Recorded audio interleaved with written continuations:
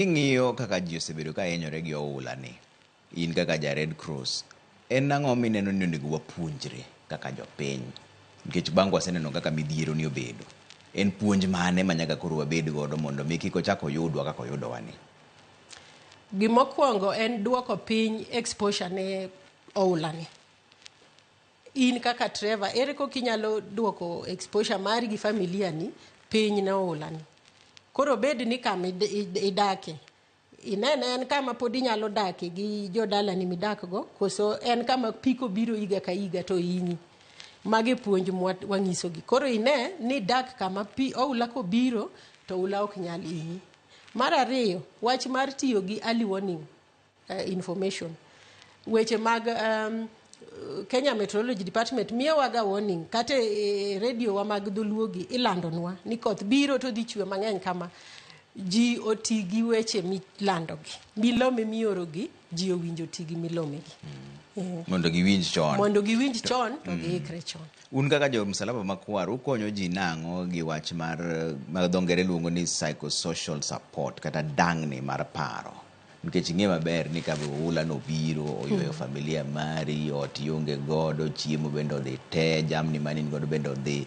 Nitiere dang'ni moro mar paro nikech bikia ni kodhni oda chwe nyaka karang'o to ibro chako kanye.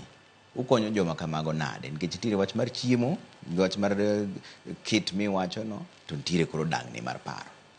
Koro dang'ni mar paro ni to kawaida. Trevor sama pi obiro gotieno, oyweyo odi mani dake, oyweyo jamni, oyweyo puothi, nyaka ibed gi dang'ni mar paro nikech iparo ni adwa chako gi kanye. Koro wan gi yore ariyo mwatimogo konyo joma nigi dang'ni mar paro.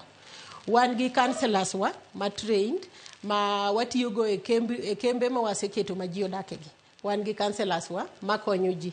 Koro gikonyo ji e yore ariyo, ginyalo miyo ji hocho ka ji nie group, waluongo ni group therapy, ama anyalo kawi Trevor tami one on one. Mano kulingana gi dang'ni ma in go. Inya bedo ni ok inyal wacho ne counselor ni e mbele ji. Koro bedo kodi achiel kuom achiel. Mano be watimo. Mar adek, wan gi namba ma wachiwo go hocho ma inyalo go simu, timi hocho gi ng'ama ok ine wang' gi wang' kok inenani, but iwuoyo kode simu. Koro namba ni en 119. En kigoe, en toll free, ok ng'adi kigoe. Koro igoe tiyudo professional counselor to wuoyo kodi, ting'ise paro mari to gitimo follow ups. Koro mago yore adek mwatimo go psychosocial support. Mar ang'wen ma wiya ok dwa wilgo, minewa madhodho nyithindo. Nawacho ni sama mama nigi stress to nyalo mone golo chak ma nyathi dhodho maber.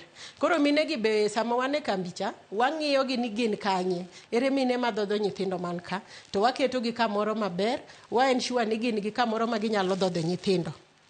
Kamo umore ma ginyalo dhodho nyithindo, nikech kambi kacha samoro gin kata e class gin oganda mang'eny. Koro wa make sure ni gin gi kama ginya dhodhe. Kaeto mine ma dhodho nyithindo gi udi man gi mine ma dhodho nyithindo, mine ma yach gi mine ma nyithindo iga matin ne 5. Watimo negi prioritization. Sama wapogo gik moko, wa ensure ni udi gi okokoso shelter, okokoso chiemo, oyudo pi, to yudo gi tedo. Koro mano be yo ma miyo mine gi koro ok obed gi wasiwasi. Mano be gima adwa bire ni kung'iyo un kaka jolony, jomage ma dang'ni mar paro no thago ahinya. Gin joma chuo koso joma mine koso gite? Awacho ni gite. Gite. Kiche dang'ni mar paro ni in kaka ng'ama dichuo, awach ni ne mitelo ne ot. Koro sama gima kama otimore, ng'ato ka ng'ato mane ot ka ng'i kaka ng'ama dichuo. Nyaka ibed gi dang'ni mar paro. Ka onge namna minyalo konyo go jogi, nyaka ibed gi dang'ni mar paro. To joma mine be, dang'ni mar paro biro nikech in gi nyithindo, in e koyo. Jawadani lwete ni nono, wanya konyore nang'o. Dang'ni mar paro biro ne nyithindo. Nyithindo ma koro dak oko e pap, nyithindo ma ok dhi skul odak oko, gimbe gibedo gi dang'ni mar paro. Chiemo onge odwa. Koro wan wanindo kech, to jomoko to nigi chiemo machamo. Mano bedo. To separo ni joma odak e sikunde to skul bende koro chiegni yaw. Gini dhi tim gi nang'o?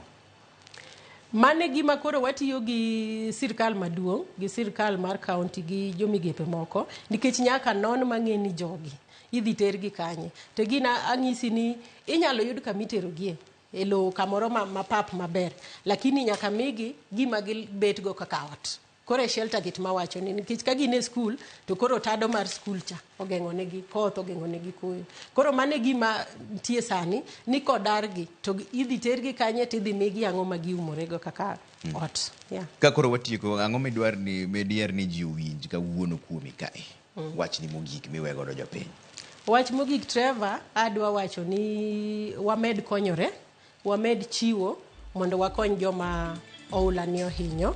Kaka migawo mar Msalaba Makwar, watiyo gi sirkal maduong', watiyo gi sirkande county, gi migawo migepe mopogore opogore, mondo wariw gik ma wan go mondo wakony jogi. Koro akwayo ni mondo kantie joma nigi chiwo, to mondo gichiw, gimed chiwo.